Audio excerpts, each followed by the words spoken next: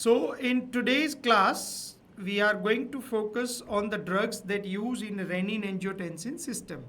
So before we start discussing, let's quickly understand the physiology of the renin-angiotensin system. That shouldn't take more than 10-15 minutes. We are going to learn most important theory behind the renin-angiotensin system. तो start करते हैं यहाँ से. This is the first starting point. Okay, जैसे आपकी kidney में अगर blood pressure drop होता है and blood is not coming to the kidney for the perfusion, उसका मतलब क्या हुआ कि किडनी को यह सेंस होता है कि आपकी हार्ट प्रॉपरली काम नहीं कर रही है. हार्ट अगर प्रॉपरली काम नहीं कर रही है तो heart is not sending the enough blood to the kidney. ये किडनी ने सेंस किया. अब ये सेंस की वजह से this the kidney is in the help of heart. Kidney ने क्या सोचा कि भाई मुझे हार्ट की मदद करना जरूरी है, इसीलिए उसने रेनिन की सेक्रेशन बढ़ा दी. रेनिन की रिलीज बढ़ना स्टार्ट हुआ. तो अगर आपको पहला पॉइंट कोई पूछे कि रेनिन की रिलीज होने का जो पहला स्टेप है, इनिशिएटर है, वो क्या है? Initiator is the less blood come to the kidney for the perfusion. Kidney के पास कम ब्लड आता है परफ्यूजन के लिए. इसकी वजह से ये जो प्रोसेस है वो रेनिन की रिलीज बढ़ती है. अब ऐसा क्यों होता है? तो एक तो लो ब्लड प्रेशर है, तो या तो आपके हार्ट का इजेक्शन फ्रैक्शन कम है, मतलब heart is not pumping properly. In that situation the blood is not enough, blood is not coming to the kidney for the filtration process and due to that the renin is start releasing. Okay, अब जो आपके liver है वहाँ से angiotensinogen वहाँ से release होके circulatory system में रहता है. इन दैट सर्कुलेटरी सिस्टम जैसे ही एंजियोटेंसिनोजन प्लाज्मा में उसकी इनफ क्वांटिटी होती है, with the help of renin this angiotensinogen convert to angiotensin 1. अब ये एंजियोटेंसिन 1 जो है वो बहुत सारी सिचुएशंस में वहाँ पे आपकी प्लाज्मा में रहता है. That is going to convert with the help of angiotensin converting enzyme. Angiotensin converting enzyme convert angiotensin 1 to angiotensin 2. Okay, अब ये एंजियोटेंसिन कन्वर्टिंग एंजाइम कहाँ से आया? लंग से आया. तो दूसरा ऑर्गन लंग्स, एक ऑर्गन लीवर, एक ऑर्गन हार्ट. ओके, अब एंजियोटेंसिन 2 जो है उसके आपको याद रखने वाले मेन 2 फंक्शन है. सबसे पहला फंक्शन एंजियोटेंसिन 2 इज वेसो कंस्ट्रिक्टर, वो ब्लड वेसल्स को कंस्ट्रिक्ट करता है. And the second is increase the release of अल्डोस्टेरोन. कोई बात नहीं, आपको बिल्कुल टेंशन करने की जरूरत नहीं है. If you are a fresh graduate, अगर आप सेकेंड ईयर बी फार्मा में या सेकेंड ईयर मेडिसिन डॉक्टर किसी भी कॉन्सेप्ट में पढ़ते हो, अगर इवन 12th वाला बच्चा भी पढ़ रहा है ना, उसको भी समझ आ जाएगा. वो लेवल तक हम समझने का प्रयास करेंगे. ओके, तो ये वेजो कंस्ट्रिक्शन एंड अल्डोस्टेरोन की कॉन्सेंट्रेशन को बढ़ाएगा. अब इनिशिएशन कहाँ से हुआ था रेनिन एंजियोटेंसिन सिस्टम का? Heart is not functioning properly. अब हार्ट प्रॉपरली फंक्शन नहीं करता है, या तो ब्लड प्रेशर जो है उसमें चेंज आ चुका है, तो vasoconstriction and fluid retention. Aldosterone से क्या होगा? सोडियम एंड वाटर का रिटेंशन होगा, तो फ्लूइड एक्सपेंशन होगा. Fluid expansion and blood vessels constrict होने से ये आपकी कार्डियोवैस्कुलर सिस्टम को पंप स्टार्ट करने की फिजियोलॉजिकल चेंज कर रहा है. इसकी वजह से हार्ट प्रॉपर पंप करेगा एंड किडनी के पास enough fluid will come for the filtration. That is the whole idea behind this system. Okay, एक बार क्विकली देख लेते हैं. When the heart is not functioning properly and the blood renal is not getting the enough blood for the perfusion, in that situation the renin release will be initiated. In your plasma, angiotensinogen is already there. This angiotensinogen is converted with the help of renin to angiotensin 1. This angiotensin 1 is with the help of AC angiotensin converting enzyme that convert to the angiotensin 2. This angiotensin 2 has a two primary function. One is a potent vasoconstriction and second is increase the concentration of aldosterone. Okay. अब AC inhibitor जो ये AC है angiotensin converting enzyme,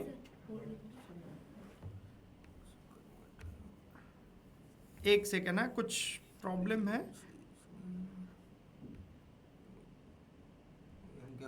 કે blur આવે છે.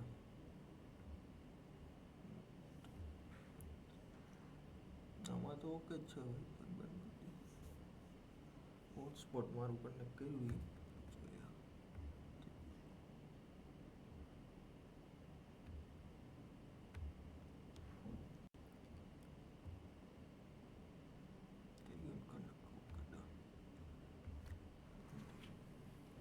એક વખત revise કરી લેજો ને આગળનું બધું. ओके.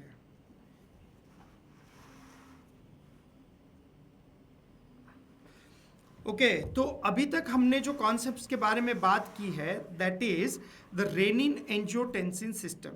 ओके, अब रेनिन एंजियोटेंसिन सिस्टम की जो बिगिनिंग होती है वो कहाँ से है? उसकी बिगिनिंग होती है हार्ट से. Heart is not functioning properly, तो आपकी किडनी के पास इनफ फ्लूइड नहीं आएगा. अब इनफ फ्लूइड नहीं आएगा तो किडनी क्या करेगी? वो रेनिन की रिलीज करेगी. This renin is going to convert angiotensinogen to angiotensin 1. अब एंजियोटेंसिन 1 विद द लंग्स में से एंजियोटेंसिन कन्वर्टिंग एंजाइम रिलीज होता है that is going to convert angiotensin 1 to angiotensin 2. This angiotensin 2 has a two function. One is that can retain aldosterone की release बढ़ाएगा, और ये blood vessels को constrict करेगा. Okay, these are the two main function.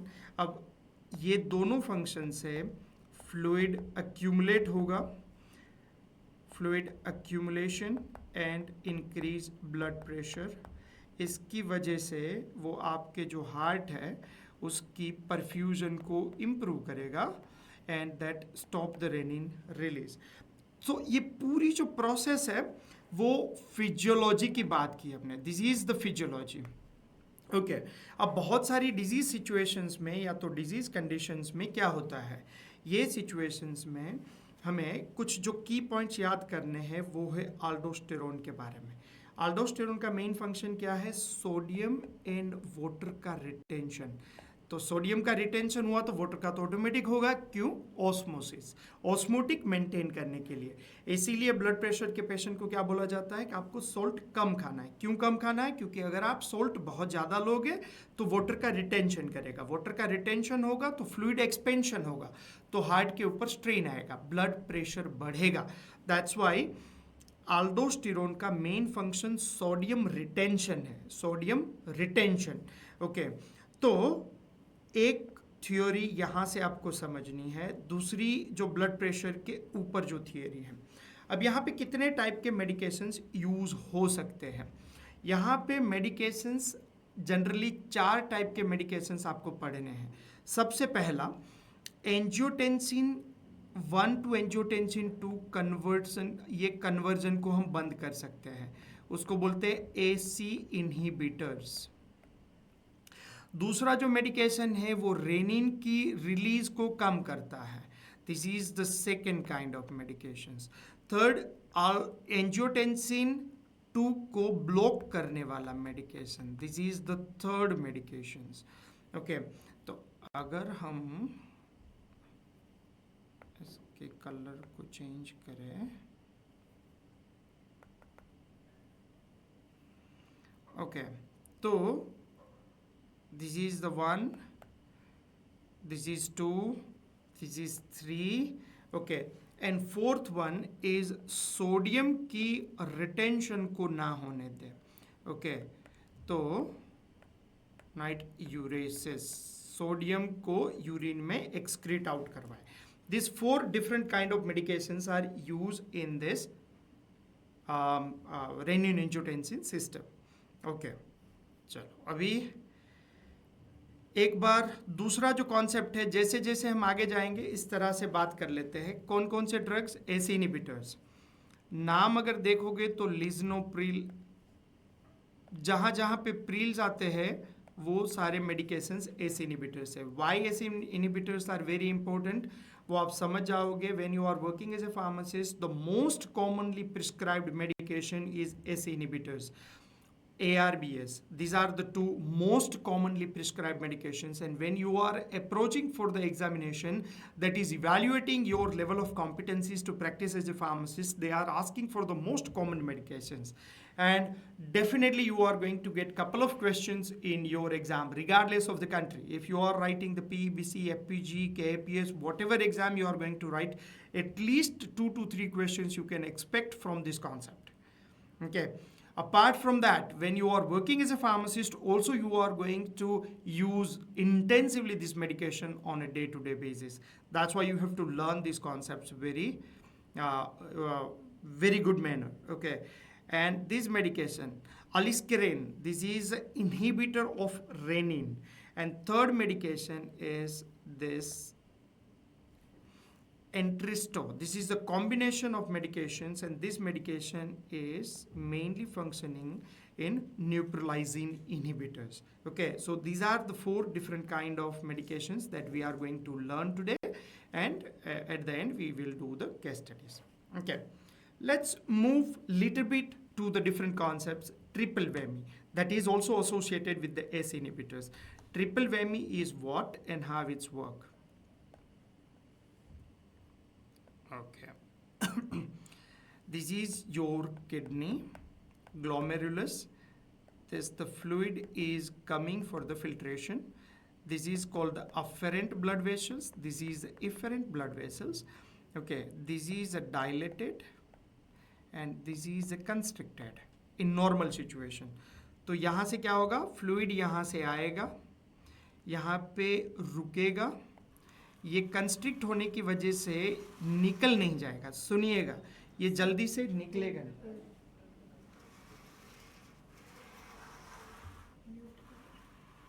નથી દેખાતો, બહુ blur દેખાય છે। 2 મિનિટ સ્ટોપ કર દો। ખબર નહીં શું ઇશ્યુ છે। પારસ ભાઈ બંધ કરી ચેન્જ કરી જો।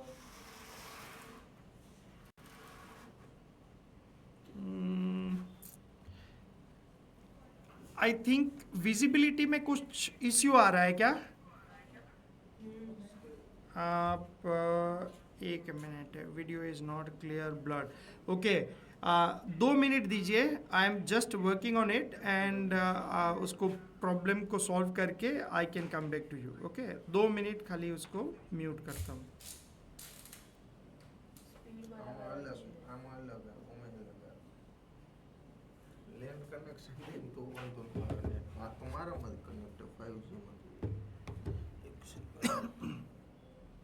આમાં ઓકે આવે સ્ક્રીન, રાઈટ? એમાં તો બરાબર જ છે। હવે આનું સેટિંગ છે, આમાં આ સિવાય કોઈ બીજા ફીચર્સ નથી એડિટ કરવા માટેના। કન્સર્વ બેન્ડવિડ્થ, એટલે આનો મતલબ એવો થાય કે જે આ ઓપ્શન ચાલુ હોય ને તો ઇન્ટરનેટની સ્પીડ પ્રમાણે એની રીતના સ્ક્રીનને બ્લર કે ધીમી કે ઘણી વખત બંધ કરી દઈએ। Turn off video when bandwidth is low, એટલે આ ઝોહોમાંથી જ થાય એમ। એટલે આ તો બી બંધ, તો પછી કોઈ પ્રોબ્લેમ આવવો ન જોઈએ સ્ક્રીનનો। બાકી આમ કોઈ હે નહીં વસ્તુ। પ્રેફરન્સમાં જોઈએ ને કેટલી આપે સ્પીડ।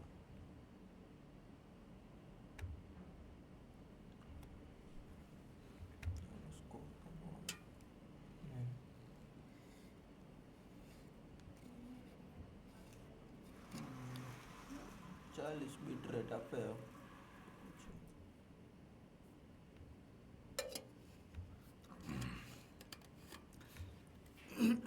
ટેકનિકલમાં તો ન ખબર પડે ને, કરી શકાય એમ હોય આનું ચેન્જ।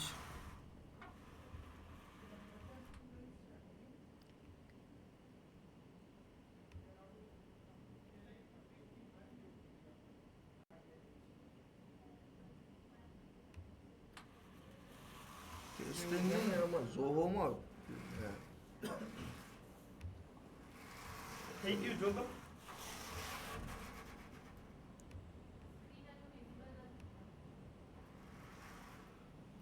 ચાલો આ તો ગુડ થઈ ગયું આપણે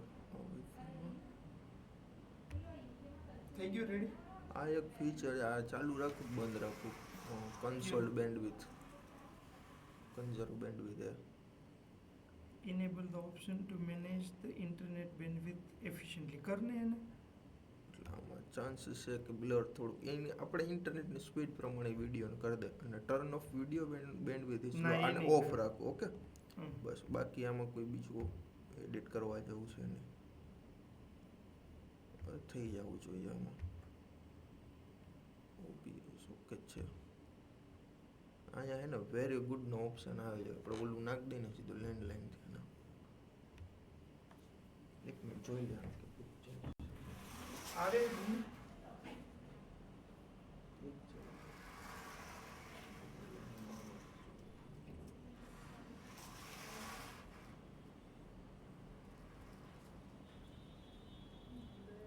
નથી દેખાતી. લેન ત્યાં સુધી તો છે જ ને? નથી આમાં હા?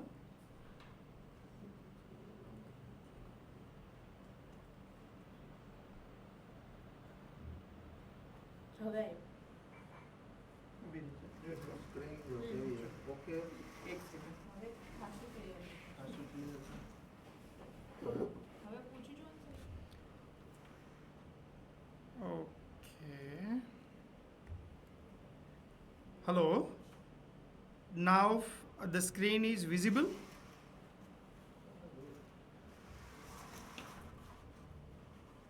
Okay, that's fine. Sorry actually आज काफ़ी टाइम के बाद क्लास स्टार्ट हुई है तो ये सिस्टम भी थोड़ा सा अपना वो प्रभाव दिखा रही है. Okay, let's we jump back into the triple whammy. Triple whammy concepts अभी नहीं समझना है. Currently we are doing the physiology. Okay, as you know always we have to learn in the sequence. First of all, we have to learn the neurohormonal physiology, then the functional physiology. After that, we have to understand the pathogenesis or pathology. Once we are cleared with this sequence, it's easy to learn the pharmacology.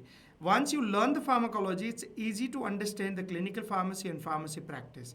Okay, तो ये situations में हमें physiology को पढ़ना है.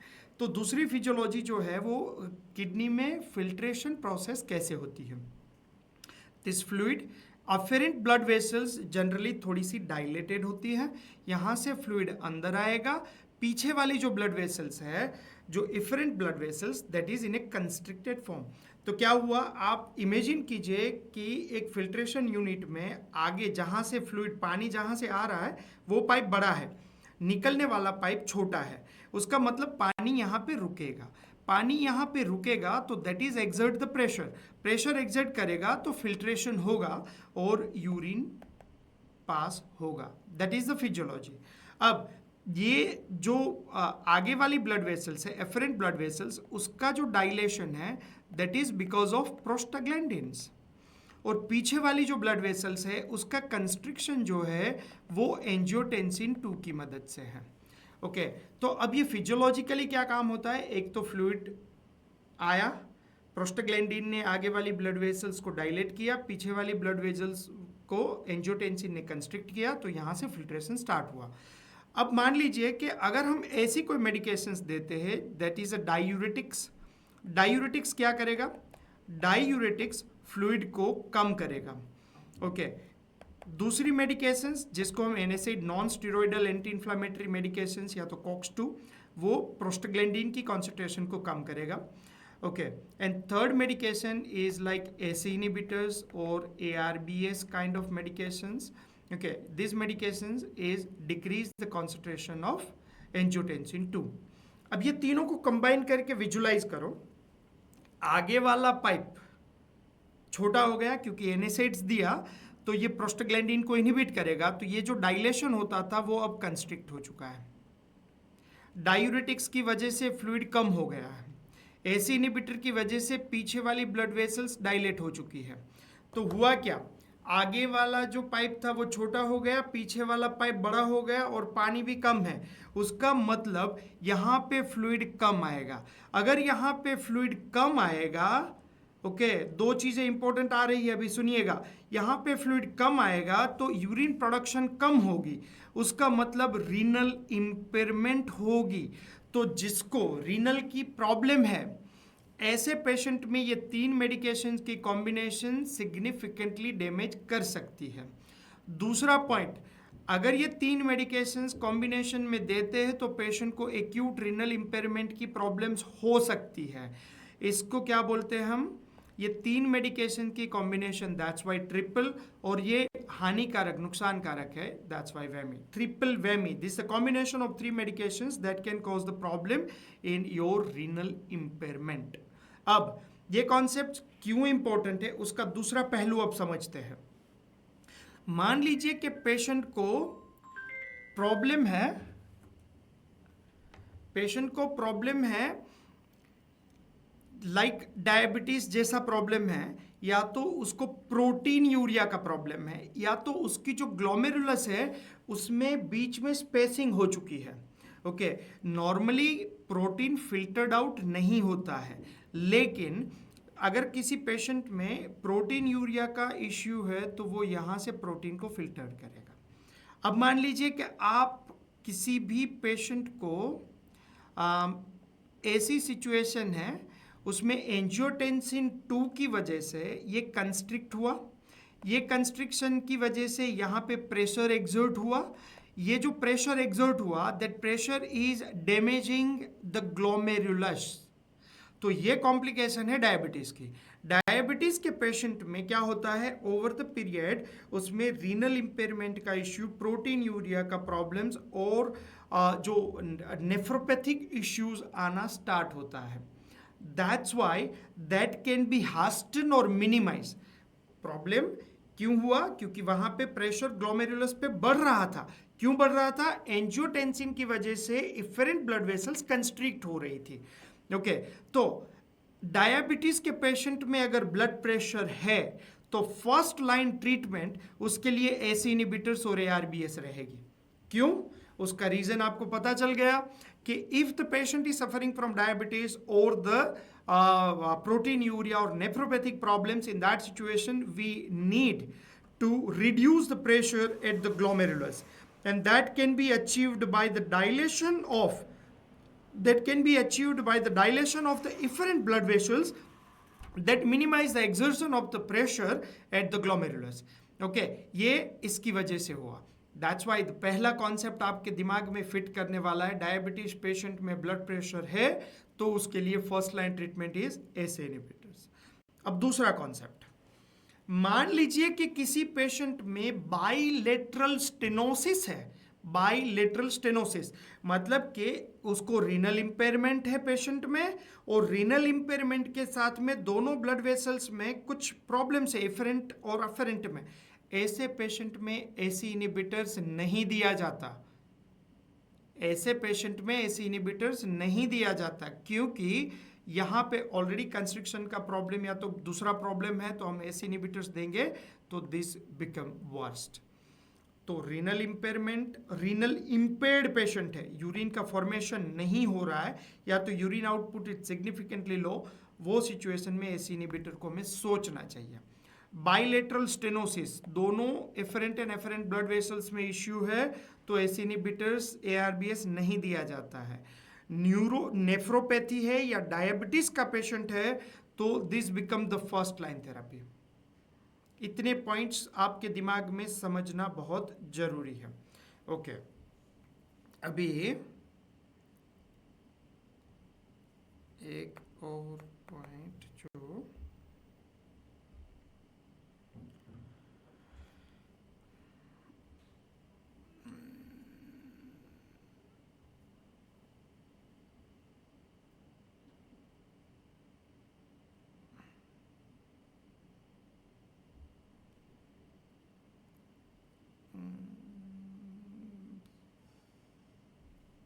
Okay, अब दूसरा जो पॉइंट है वो ये है कि we should have to understand the bradykinin physiology. Bradykinin, okay, bradykinin क्या है? ब्रेडिकाइनिन एक इन्फ्लामेटरी मार्कर है। इन्फ्लामेटरी सब्सटेंस है जो बॉडी में दो चीज़ें करता है। एक तो ब्लड वेसल्स को डायलेट करता है और दूसरा वो इन्फ्लेमेशन को कोज करता है। ओके क्योंकि ये भी एक काइंड ऑफ प्रोटेक्टिव मैकेनिज्म है। अगर ब्रेडिकाइनिन आपके लंग्स में है तो वहाँ पे वो क्या करेगा, डायरेक्टली रेस्पिरेटरी सेंसरी नर्व है उसको स्टिम्युलेट करता है। इसको स्टिम्युलेट क्यों करता है? क्योंकि ये एक प्रोटेक्टिव मैकेनिज्म है कि आपकी म्यूकस में अगर कुछ भी स्टक होता है तो आपको कफिंग स्टार्ट करवाता है। और कफिंग क्यों स्टार्ट करता है? क्योंकि कफिंग की वजह से म्यूकस मेम्ब्रेन में कुछ भी अटैच नहीं हो पाता है और उसको एक्सपेल आउट करने की प्रोसेस को एग्जीक्यूट करता है। That is the main physiology of the bradykinin. This is the 1 and this is the 2।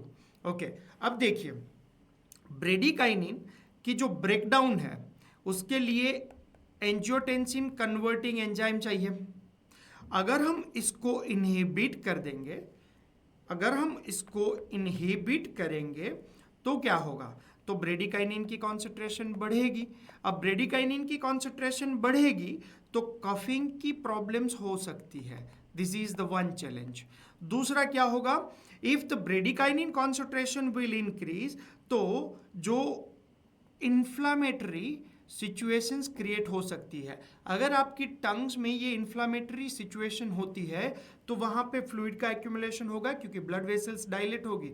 आपको पता है किसी भी जगह पे इन्फ्लेमेशन होती है तो वहाँ पे स्वेलिंग आ जाती है। क्यों स्वेलिंग होती है? क्योंकि ब्लड वेसल्स डायलेट होती है, फ्लूइड का परफ्यूजन बढ़ता है और वहाँ पे स्वेलिंग आती है। तो it's the exact same kind of things happen in your tongues.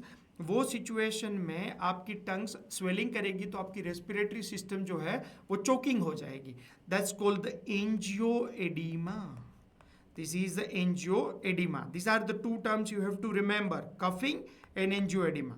अब देखिए एसी इनिबिटर्स, जो एसी इनिबिटर्स देते हैं तो एंजियोटेंसिन कन्वर्टिंग एंजाइम्स कहाँ से आया था? लंग्स से। अगर हम एंजियोटेंसिन कन्वर्टिंग एंजाइम इनिबिटर्स देते हैं तो लंग्स में एंजियोटेंसिन कन्वर्टिंग एंजाइम की फंक्शनैलिटी चेंज हो जाएगी। तो लंग्स में ये प्रॉब्लम होगी तो coughing is the common problem associated with AC inhibitors. पर एआरबीएस से नहीं होता है।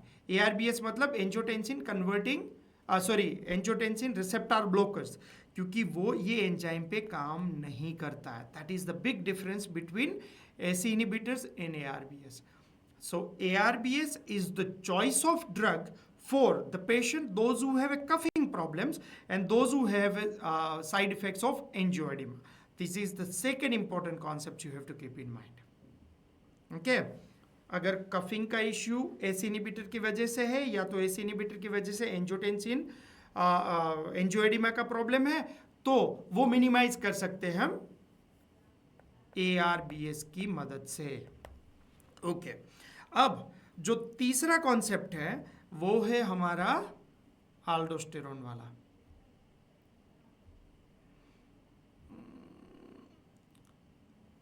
एक मिनट.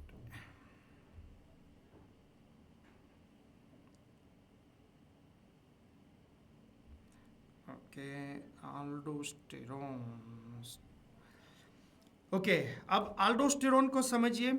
आल्डोस्टेरोन का 2 फंक्शन है. आल्डोस्टेरोन सोडियम को रिटेन करता है और पोटेशियम को एक्सक्रीट करता है, इसको रिटेन करता है. सोडियम रिटेन हुआ तो पानी भी रिटेन होगा और इससे फ्लूइड का एक्सपेंशन होगा और ब्लड प्रेशर बढ़ेगा. और एंजियोटेंसिन आल्डोस्टेरोन की प्रोडक्शन कौन बढ़ाता है? एंजियोटेंसिन 2. अगर हम इसमें से कोई सी भी ड्रग देंगे, एसी इनिबिटर्स देंगे या तो ARBS देंगे, तो इससे क्या होगा? आल्डोस्टेरोन कम होगा. ओके अब आल्डोस्टेरोन कम होगा, देखिएगा और सुनिएगा अच्छे से. आल्डोस्टेरोन कम होगा तो सोडियम ज़्यादा बाहर निकलेगा. सोडियम निकलेगा तो पानी भी निकलेगा, तो फ्लूइड की एक्यूमुलेशन कम होगी. लेकिन पोटेशियम रिटेन होगा. अब पोटेशियम रिटेन होना that is the side effect of AC inhibitors and ARBS. जो पोटेशियम का रिटेंशन हो रहा है उसको हम बोलते हैं हाइपरकलीमिया. तो हाइपर पोटेशियम बढ़ेगा. This is the another side effect associated with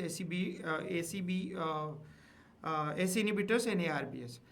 तो एक ये हो गई एसी इनिबिटर्स में, दूसरी कफिंग हो गई, तीसरी हो गई एंजियोएडिमा. ओके, अब फोर्थ में ये दोनों ही मेडिकेशंस प्रेग्नेंट वुमेन को नहीं दी जाती है क्योंकि that is causing the very severe problems teratogenicity. तो प्रेग्नेंट वुमेन में अगर हाइपरटेंशन की इश्यू है तो एसी इनिबिटर्स नहीं दी जाती है. That's why whenever you get opportunity for the AC inhibitors for the fresh like जो young patient में always you have to ask the questions, are you not pregnant, because this medication is contraindicated in pregnancy. Okay, choice of drug, diabetes में choice of drug है. contraindicated कहाँ पे है? bilateral stenosis में नहीं दी जाती है. ओके तो इतने पॉइंट्स को समझना जरूरी है. अब तक हमने फिजियोलॉजी और थोड़ी सी पैथोजेनेसिस के बारे में बात की. आपको आई होप समझ में आया होगा. Let's we quickly go through the medications. थोड़ी थोड़ी डिटेल्स देख लेते हैं ताकि हम आगे बात कर सकें. ट्रिपल वेमी के बारे में यहाँ पे मैंने डिस्क्रिप्शन दे दिया है, आप उसको समझ जाओगे, कोई इश्यू नहीं है. ओके चलो अभी एसी इनिबिटर्स के कुछ बुलेट पॉइंट्स को क्विकली रिव्यू करके फिर केस स्टडीज की तरफ जाते हैं. मैकेनिज्म ऑफ एक्शन क्या है? Inhibit the angiotensin converting enzyme, prevent the conversion of angiotensin 1 to angiotensin 2. Okay, inactivation of bradykinin vasodilator, decrease the inactivation of bradykinin. तो ब्रेडिकाइनिन का एक्यूमुलेशन होगा, इसकी वजह से दो प्रॉब्लम्स हो रहे हैं. Okay, act as a vasoconstrictor. ये इसकी फिजियोलॉजी क्या है? फिजियोलॉजी क्या है एंजियोटेंसिन 2 की? इज ए वेजो कंस्ट्रिक्टर है. Increase the perfusion pressure. Perfusion pressure कैसे आया? क्योंकि पीछे वाली ब्लड वेसल्स को कंस्ट्रिक्ट किया, तो यहाँ पे आपकी ग्लोमेरुलस में परफ्यूजन प्रेशर आया, और परफ्यूजन प्रेशर की वजह से ये एंजियोटेंसिन की वजह से ये परफ्यूजन प्रेशर आया और अल्डोस्टेरोन की प्रोडक्शन को स्टिमुलेट किया. This are the three main physiological function of aldosterone. Okay, ACE inhibitors की इफेक्ट क्या है? Decrease the level of angiotensin 2, उसकी लेवल को डिक्रीज करेगा. Increase the level of bradykinin. Okay, reduce the peripheral vascular resistance, क्योंकि angiotensin 2 कम होगा तो पेरिफेरल वेस्कुलर रेजिस्टेंस भी कम होगा. Decrease the effective circulating volume, ये वॉल्यूम भी कम करेगा. क्यों कम करेगा? क्योंकि सोडियम एंड वाटर की रिटेंशन को बंद करवाता है. तो सोडियम एंड वाटर की रिटेंशन बंद होगी तो फ्लूइड भी कम होगा. That's why AC inhibitor is also considered as the best medication for the heart failure patient. Heart failure के लिए भी बहुत अच्छी मेडिकेशन है ये, क्योंकि हार्ट फेलियर में वॉल्यूम क्यूमुलेशन होती है और rennin angiotensin system over activate हो जाती है. ओके, एसी इनिबिटर्स के क्लिनिकल यूज क्या है? हाइपरटेंशन, खास करके हार्ट फेलियर में भी यूज होता है. Treat and prevent the diabetic nephropathy. Diabetic nephropathy क्योंकि आपकी ग्लोमेरुलस को प्रोटेक्ट कर रहा है. यहाँ पे जो परफ्यूजन प्रेशर आ रहा था उसको रिड्यूस करेगा तो ग्लोमेरुलस को बचाएगा. Okay, this is the third benefit. Decrease the mortality of the post myocardial infarction patient. ये आपकी एग्जाम में क्वेश्चंस पूछे जा सकते हैं. ओके, साइड इफेक्ट्स, कफ मुझे समझाने की जरूरत नहीं है क्योंकि ब्रेडिकाइनिन का लेवल बढ़ा. हाइपरकेलेमिया क्यों हुआ? अल्डोस्टेरोन की कॉन्सेंट्रेशन को डिक्रीज किया तो सोडियम एंड वाटर रिटेंशन कम हो गया और पोटेशियम की रिटेंशन बढ़ी. हाइपरकेलेमिया का मतलब होता है पोटेशियम की लेवल बढ़ना. Renal failure in patient with renal insufficiency. अगर रीनल फंक्शन नहीं कर रहा है तो आगे वाला भी बड़ा पाइप, पीछे वाला भी बड़ा पाइप, तो रुकेगा ही नहीं, चला जाएगा. तो रीनल इनसफिशिएंसी, जिसमें वैसे ही रीनल की फंक्शन डैमेज है, तो ऐसे पेशेंट में ये प्रॉब्लम्स बढ़ सकती है. बाइलेटरल स्टेनोसिस में बढ़ सकती है. टेराटोजन प्रेग्नेंट वुमेन में नहीं देना है. एंजियोएडिमा क्यों होता है? ब्रेडिकाइनिन से. तो अब आपको कोई भी पूछे तो रेनिन एंजियोटेंसिन सिस्टम के साइड इफेक्ट्स के बारे में आप कंफर्टेबली उसको एक्सप्लेन कर सकते हो. Okay, what is the difference between ARBS and ACE inhibitors?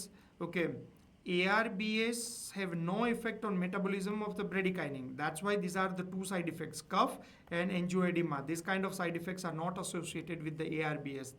Okay, तो ऐसे पेशेंट में ARBS is the choice of drug compare to ACE inhibitors. Okay, aliskiren ये मेडिकेशंस का मेन रोल क्या है? रेनिन की रिलीज को कम करता है, रेनिन की रिलीज को कम करता है, directly inhibit the renin, okay, leading to the decrease level of angiotensin 1, क्योंकि renin is responsible for angiotensinogen to angiotensin 1, तो एंजियोटेंसिन 1 नहीं होगा तो एंजियोटेंसिन 2 भी नहीं आएगा, उसमें से बनेगा। Okay, it has a following action, वेजोकंस्ट्रिक्शन, क्योंकि ये एंजियोटेंसिन की बात हो रही है, परफ्यूजन फिल्ट्रेशन वाली बात है, अल्डोस्टेरोन, तो ये तीनों के तीनों बेनिफिट्स उसमें आ सकते हैं। ओके ओके, तो अलिस्केरिन के बारे में आपको ये पॉइंट याद रखना है, inhibit the rennin release. Okay, angioedema, aliskiren should not be used in combination with ACE inhibitors and ARBS, ये point key है, this is the key point you must have to remember। okay, आप एक बार सोचिए कि आपने rennin की release को बंद कर दिया, आपने एंजियोटेंसिन की कन्वर्जन वाला जो पार्ट था वो भी बंद कर दिया, उसका मतलब क्या हुआ? इसका मतलब ये हुआ कि आपने सिग्निफिकेंटली जो रेनिन एंजियोटेंसिन सिस्टम को ब्रेक मार दिया।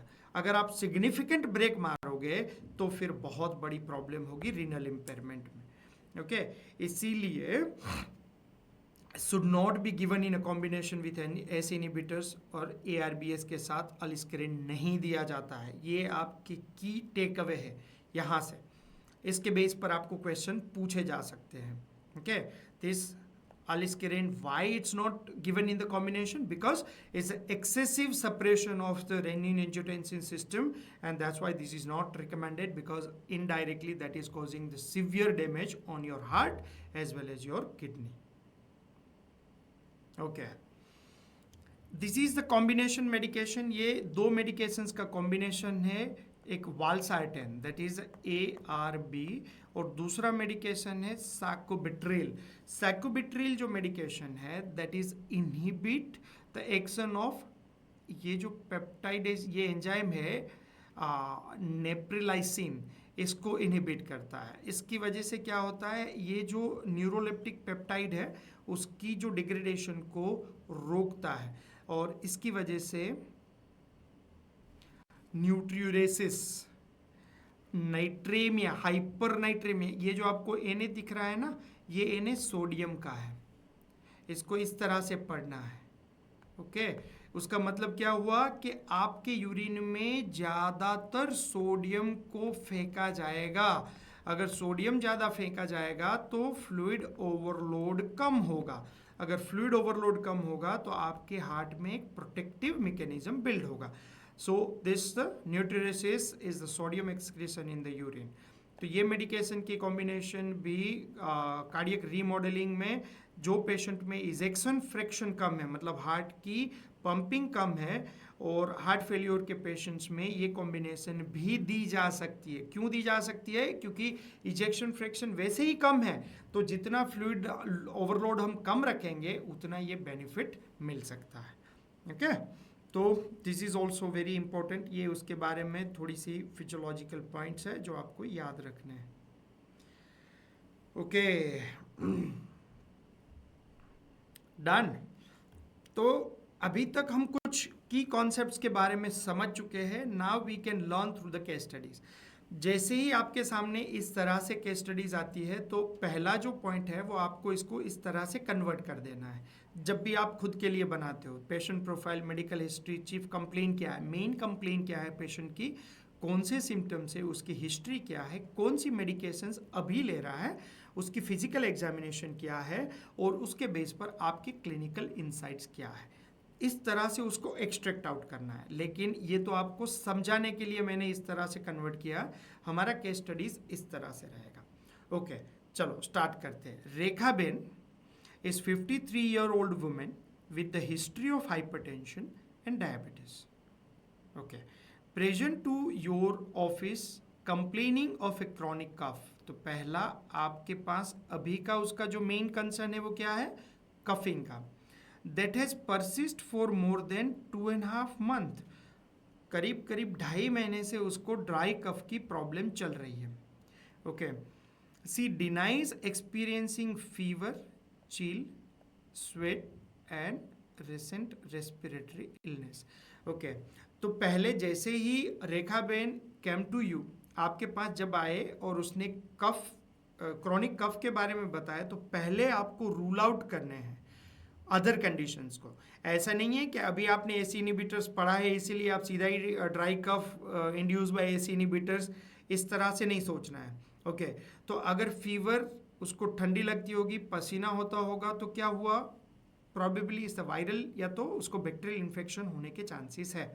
ओके, या तो cold and flu, post viral dry cough की इश्यू हो सकती है. अगर उसको रेस्पिरेटरी इलनेस है कोई, तो ये भी एक प्रॉब्लम आपके दिमाग में रखना जरूरी है. ओके, अगर पेशेंट कफ स्मोकर है तो उसको सीओपीडी की प्रॉब्लम्स भी हो सकती है. तो first we have to rule out all the possible causes of the dry cough. That is our first responsibility.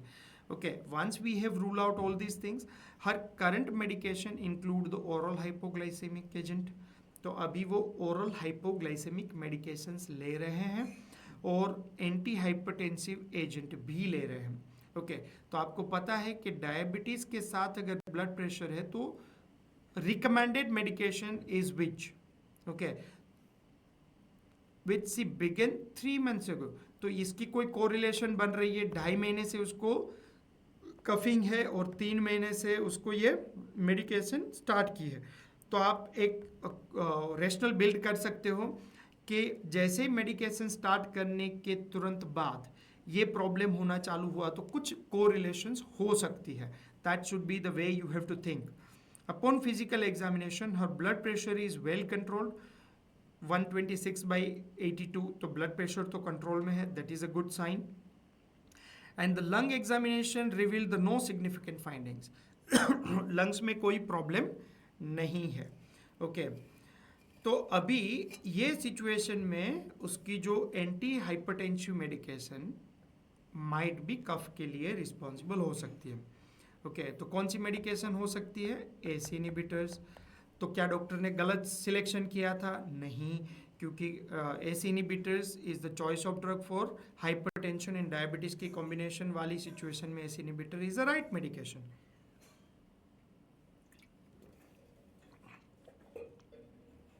Okay, 53-year-old women है, तो प्रेगनेंसी वाला क्वेश्चन पूछना इज नॉन लॉजिकल. ओके, तो ये पूछने का कोई मीनिंग नहीं है. तो सिलेक्शन प्रॉपर था. 2 महीने के बाद, 3 महीने के बाद जब रिव्यूइंग में पता चला कि उसको कफ की प्रॉब्लम है, तो आप चेंज करोगे तो कौन सी मेडिकेशन चेंज करोगे. चलो मैसेज में लिखो कौन सी मेडिकेशंस दोगे आप.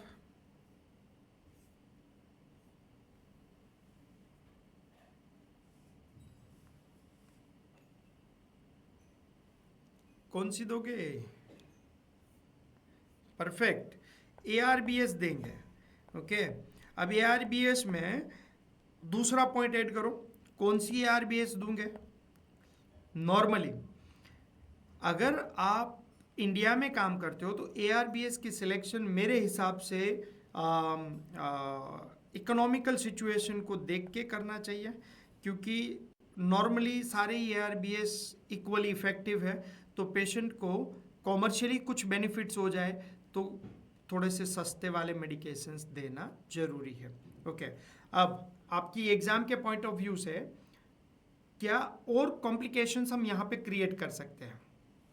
ओके, अब ये रेखा बेन गांव में रहते थे और ये सिचुएशन हुई, डॉक्टर ने नया प्रिस्क्रिप्शन ARBS का लिख दिया. रेखा बेन के घर पे पहले वो रेमिप्रिल ले रही थी. अब रेमिप्रिल की अभी 10 गोली पड़ी है, उसके ऊपर लिखा है कि BP की ड्रग. ओके, और ARBS नई गोली आई, इसके ऊपर भी उसने लिख दिया कि BP की दवाई. अब रेखा बेन मिस्टेक की वजह से ये मेडिकेशन को डबल अप कर सकते हैं. तो logically that doesn't make any sense. Okay, तो एसी इनहिबिटर्स एंड ARBS की कॉम्बिनेशन अगर आपको दिखती है कभी भी आप प्रैक्टिस करते हो, when you are working as a pharmacist, when you are seeing the combination, the patient is taking this medication concurrently, वो दोनों मेडिकेशंस ले रहे हैं, तो 90% पॉसिबिलिटीज है कि वो मिस्टेक है। 10% पॉसिबिलिटीज है कि डॉक्टर ने इंटेंशनली कॉम्बिनेशन में ये ड्रग दी है। 90% ये मेडिकेशन कॉम्बिनेशन में देने का मतलब नहीं है। तो ये भी आपका एक एग्जाम का पॉइंट हो जाएगा कि अगर this kind of combinations will come across in your real life, then always as a pharmacist that's your responsibility, you have to make the correction and you have to guide the patients. Initially you have started this and उसके बाद ये बंद कर देनी है, उसको return करना है और ये नई चालू करनी है, ताकि एक्सीडेंट होने के वो चांसेस ना रहे। This kind of case studies you have to start evaluating when you are working as a pharmacist. Okay, चलो दूसरा केस देखते हैं। रमेश भाई is a 67 year old man, hypertension के साथ में डायबिटीज है। Okay, present to the clinic, follow up में आए हैं। He was recently discharged from the hospital with the diagnosis of a new onset of cognitive heart failure. Congestive heart failure उसको recently हुआ। तो ये दोनों की सिचुएशन से, diabetes and hypertension uncontrolled situation में रहेंगे तो क्या होगा? Congestive heart failure. क्यों होता है? उसकी बिगिनिंग और बिगिनिंग साइन जो है वो उसको हम क्या बोलते हैं? Ventricular hypertrophy. अब वेंट्रिकुलर हाइपरट्रॉफी तो हमने बहुत डिटेल में आगे जो क्लिनिकल वाले के जो लेक्चर से वहाँ पे समझाया है, अभी उतना डिटेल में हम नहीं जाते, पर हाइपरटेंशन एंड डायबिटीज़ की कॉम्प्लिकेशन की वजह से कंजेस्टिव हार्ट फेलियर की बिगिनिंग लेवल हो सकती है। He report that he is feeling relatively well and his physical examination is within normal limits and exception of the blood pressure. Blood pressure अगर ज़्यादा रहेगा तो उसकी हार्ट की जो प्रॉब्लम्स है वो भी कंटिन्यूसली बढ़ती रहेगी। क्यों बढ़ती रहेगी?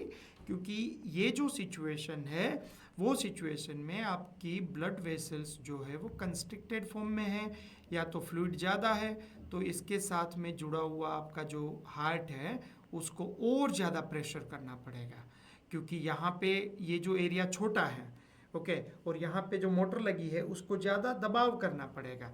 That's why blood pressure control करना कार्डियोवेस्कुलर प्रॉब्लम्स में is important. Okay, suboptimal blood pressure control and his new diagnosis. तो ये एक प्रॉब्लम है। He decided that a change in his pharmacological therapy is in order. As you look over the chart, जैसे आप उसकी chart को देखते हो तो you note that he has developed the angioedema. जब वो एस इनहिबिटर्स ले रहा था तब उसको एंजियोएडिमा हुआ था। Angioedema sometime is life threatening situations, क्योंकि ये आपकी जो अगर टंग है वो स्वेल हो जाएगी तो चोकिंग हो सकता है, इसीलिए डॉक्टर ने ये बंद कर दिया था। ओके, एंजियोएडिमा होने की वजह से एस इनहिबिटर्स बंद कर दिया था। करंटली वो सिर्फ एक डायूरेटिक्स ले रहा है। अब ये खाली डायूरेटिक्स ले रहा है, उसकी वजह से उसका ब्लड प्रेशर अभी कंट्रोल में नहीं है, तो एक दवाई तो उसको ऐड करनी पड़ेगी बीपी की, क्योंकि बीपी को कंट्रोल करना जरूरी है। अगर हम बीपी को कंट्रोल नहीं करेंगे तो उसकी कंजेस्टिव हार्ट फेल्योर है वो बढ़ती जाएगी। This is the way we have to think about it. Okay, you decided to add a medication that is similar to ACE inhibitors,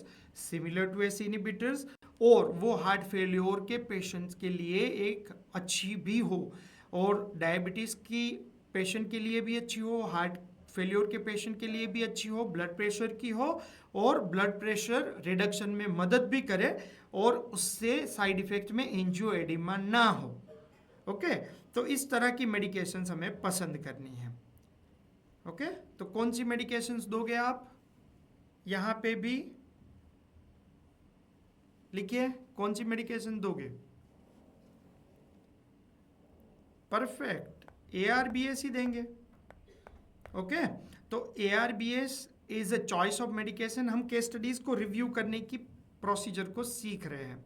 चलो तीसरी केस स्टडी को देखते हैं।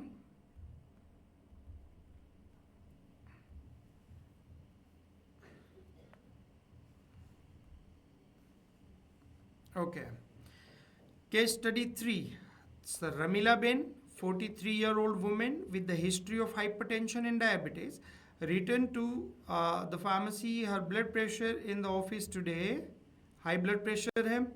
Okay, her current antihypertensive regimen include the hydrochlorothiazide and losartan. Okay, hydrochlorothiazide and losartan ले रहे हैं.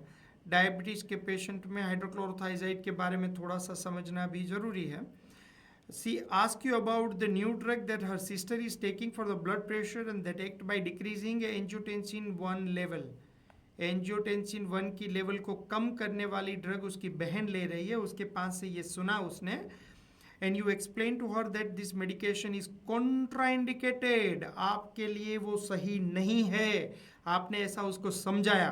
Okay, क्यों सही नहीं है? क्योंकि आप ऑलरेडी लोसार्टेन ले रहे हो. अगर आप लोसार्टेन ले रहे हो और आप ये जो नई मेडिकेशन लोगे तो आपकी रीनल में प्रॉब्लम हो सकता है. तो ये कौन सी मेडिकेशन हो सकती है? लिख के बताइए मुझे इसमें चैट बॉक्स में. कौन सी मेडिकेशन हो सकती है ये जो नहीं देना है? वो नहीं, एस इनिबिटर्स नहीं, गलत है. चलो, एक पॉइंट से हम समझे तो एस इनिबिटर्स नहीं देना है, दैट इज ओके. पर एस इनिबिटर्स जो है वो एंजियोटेंसिन 1 की लेवल को कम नहीं करता है. ये एंजियोटेंसिन 2 की लेवल को कम करता है. Okay, perfect. किसी ने लिखा है aliskiren. Yes, perfect. Aliskiren should not be given. तो आप समझिए, एंजियोटेंसिन 1 की लेवल को कम करने वाली मेडिकेशन, तो एंजियोटेंसिनोजन 2 एंजियोटेंसिन 1 की जो फॉर्मेशन है उसके लिए रेनिन चाहिए, और ये रेनिन को इनहिबिट करने वाली मेडिकेशन चाहिए, that is aliskiren. And aliskiren and losartan combination में नहीं देते क्योंकि वो ज़्यादा आपकी रेनिन एंजियोटेंसिन सिस्टम को सप्रेस करेगा. Due to that the renal failure हो सकता है. ओके, तो ये केस स्टडीज. अब ये प्रैक्टिस क्वेश्चंस जो है वो मैं आपको भेज दूंगा. This is the practice questions. 8-10 questions होंगे, आप उसको एक बार रिव्यू कर लेना. ओके, तो ये 10 क्वेश्चंस को आप देखोगे तो आपका ये कॉन्सेप्ट क्लियर हो जाएगा. Okay, done. तो यहाँ तक के जो पॉइंट्स थे उसको एक बार क्विक रिव्यू कर लेते हैं. सबसे पहले हमने क्या सीखा? फिजियोलॉजी सीखी. फिजियोलॉजी में क्या सीखा? एंजियोटेंसिन, ये जो रेनिन एंजियोटेंसिन सिस्टम के बारे में सीखा. उसके बाद ट्रिपल वेमी के बारे में सीखा. उसके बाद ब्रेडिकाइनिन के बारे में सीखा. उसके बाद हमने अल्डोस्टेरोन की फिजियोलॉजी के बारे में देखा. ओके, तो ये 1, 2, 3, 4 फिजियोलॉजी के बारे में देखने के बाद we have understood 4 different kind of medications. Okay, तो ये 4 अलग अलग मेडिकेशन में एस इनिबिटर्स, ARBs, फिर आपने देखा अलिस्केरिन, और जो 4th मेडिकेशन है that medication is the combination medication that can increase the sodium output. तो ये 4 मेडिकेशंस के बारे में सीखा. Then we have learn the key points about the medications and case studies. तो case studies को primarily review किया, और 4th में I am giving you the practice questions. तो आप उसको देखोगे तो ये 10 questions से आपका concept revise हो जाएगा and you are going to good with this concept. This is the most commonly prescribed medication, so always you have to keep in mind to learn these concepts in a better way. So your passing success in the examination is also going to improve, and your pharmacy practice is also going to improve. Thank you very much. Have a good time, and if you have any questions, you are feel free to ask.